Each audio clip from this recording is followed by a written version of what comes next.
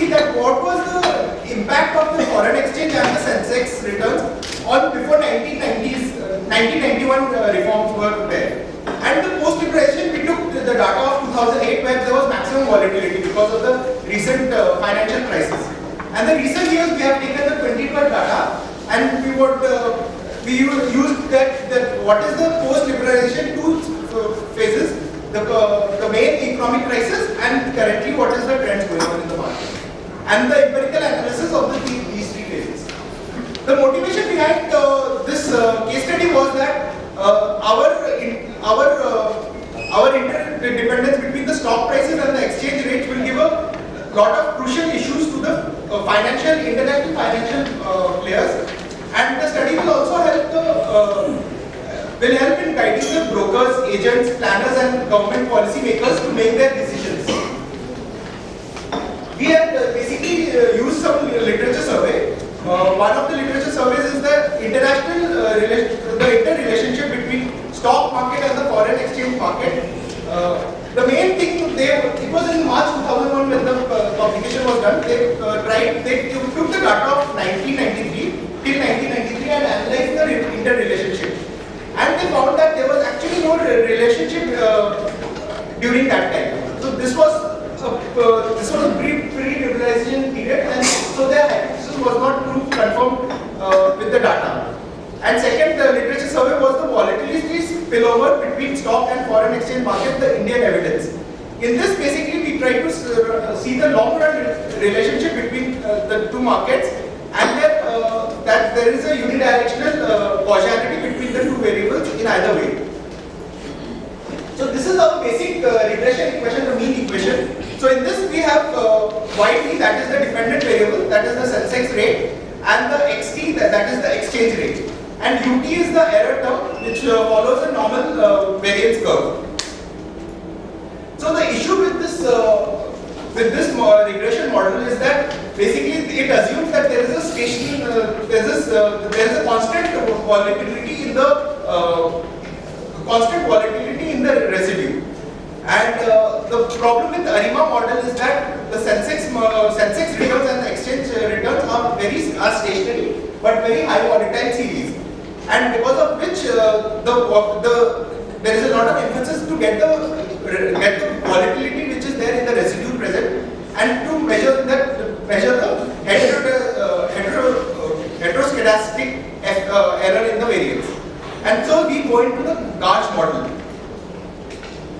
Basically, the Gauge model, we try to take the exponential Gauge model. Basically, in this, the advantage is that we don't have no restriction of the non-negativity needs to be imposed on the estimation. This is the basic mathematical representation of the Gauge model, which we have already discussed. Basically, the constants on this equation give us the size effect, the symmetric effect, and the persistence effect. About the data description, as mentioned, the spans we have taken is pre-liberation, post-liberation, current trends, 1990 data, 2008 data, and 2012 data. The frequency is 5-day working daily data. The sources are BSE SENSEX and for exchange rate, RBI, India Stat, and Federal Reserve Bank. These are just a graphical representation of how the two rates have behaved over the years from 1992 to 2011. Similarly, we have taken, that was the annual data. Now these are the daily data in the 1990 to 1991 period. We would not like to get any analysis from this. We will prove it empirically. What do these graphs mean? Similarly, in the post-liberation, that is the 2008 period, this is how the two SENSEX and Forex behave. And similarly, the recent years, this is the behavior. Now we move on to the empirical analysis, which will be handled by Sanjeev. Good afternoon, everybody. After the graphical representation, we will try to empirically analyze all the data we have collected to see how they behave together. We started with 1991 data, and we did regression analysis. The main hypothesis was that there is no relationship, and but the result that we found is the null hypothesis was accepted, and we identified that there was no relationship during 1990s and 1991 data.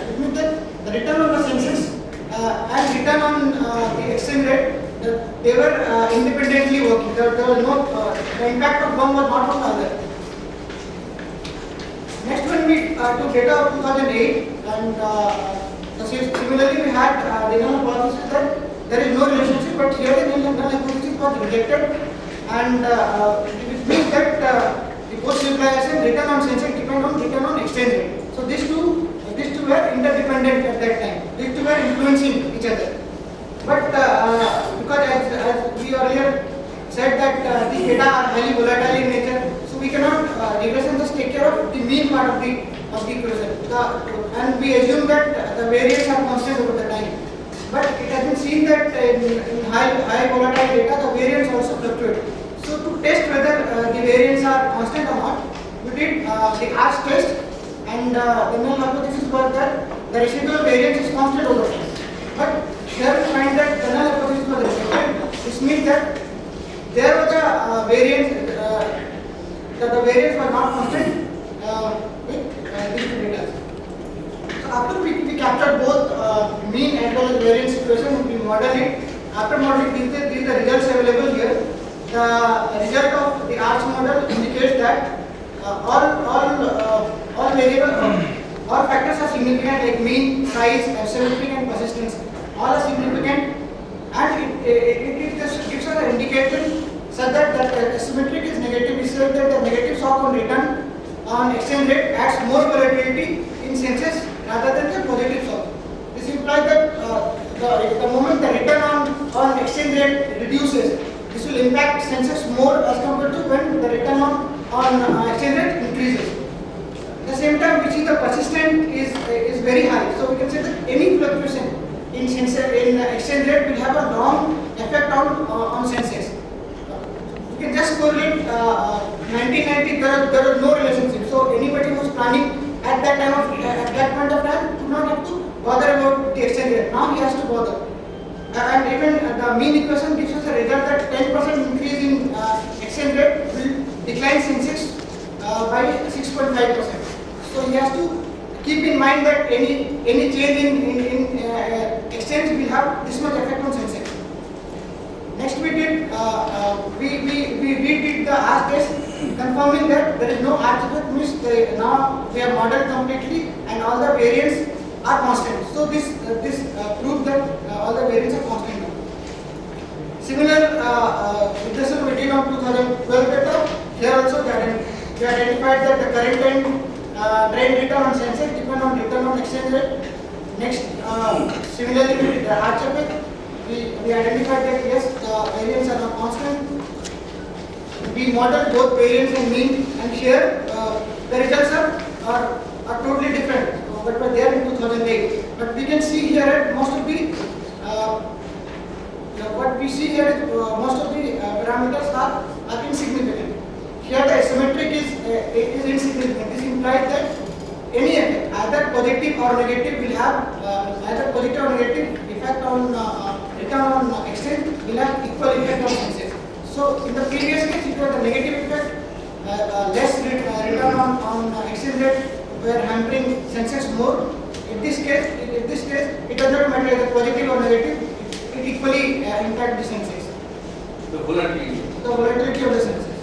And persistence also, you can see the persistence has increased. So from 2008 to 2012, the effect of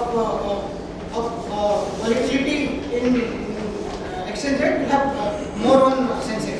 And one more important result we identified here in 2008, there was 10% variance in exchange rate return was causing 6.5% decline in SENSEX. But 2012, what we are seeing here is 10% variance in return on exchange rate is declining SENSEX by 3.2%. So this is one of the important change which we have observed here empirically. This is just we have consolidated all the three phases, like pre-liberalization, post-liberalization, and the present status. During 1990s, there was no relationship. During 2008, there was a high relationship. There were high interdependence on each other. 2012, the interdependence has reduced, but still there is interdependence.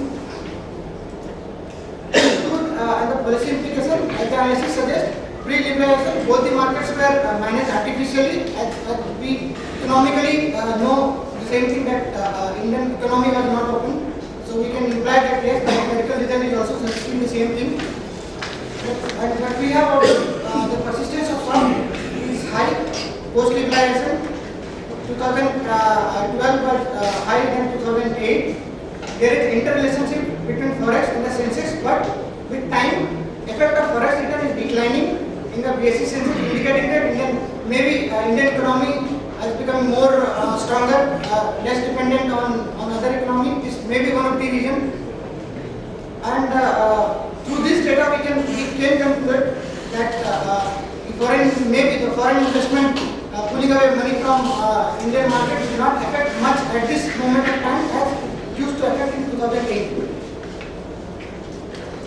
Finally, there are several other factors like government policies, political turbulence, and the social variables affect fluctuation in SENSEX, which can be analyzed strategically in the future studies.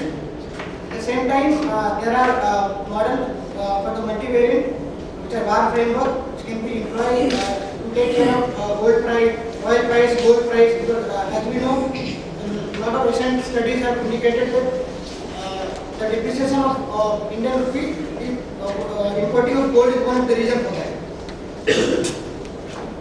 These are the few references. Thank you.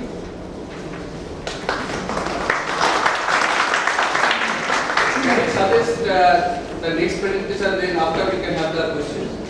So, next. In the meantime, while they're changing over, just one question. The data mentioned dollar exchange and SENSEX.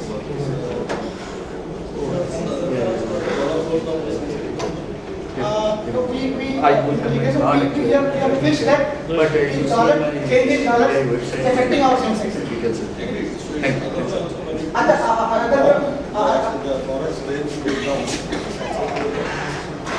Yes, that's what it's a negative relationship. It's a negative relationship. The moment return on forex goes high, therefore decline in SENSEX. And the same reverse is also true. Is it always when it goes high, it goes down, or it's other way also? Others also do that. So it's not always time that is varied proportionally and one is Because all the things, one is going up and the other one going down. So that's why. Yes. If we just if we see the graphical representation, even across the years, we will see that there is a negative impact. Your conclusion. Yeah. So means the graphically also it represented the same thing. Over the years, here there was not much definite moving, but as we move further, there is a proper demarcation whether the exchange rate is going up or down. Similarly, we can see even the daily data. Basic difference, in 1991, largely foreign exchange stock market then works with the market. So in 91 there was no market for foreign exchange. Yes. It was all fixed foreign exchange. Yes, that's Government still controls. So therefore, one is a fixed regime, but the external market is true because India was a taker. Right. India cannot put in the excess market. So therefore, these are the best models. Then you get forward that the team handles everything has come out quite correctly. But people know there is already a theory that they call it four-way balance in the multinational finance. Stock market, interest rate, inflation, and another factor, rates. They're all in a globalized market. They are all linked. But you have found out, or you have found out which impacts what. So that means what they say. so that Foreign is exchange impacts stock market, not the reverse way. So there is some exogenous element in foreign exchange, and you get it all. So that is what is there in the next. Can we proceed with the next presentation?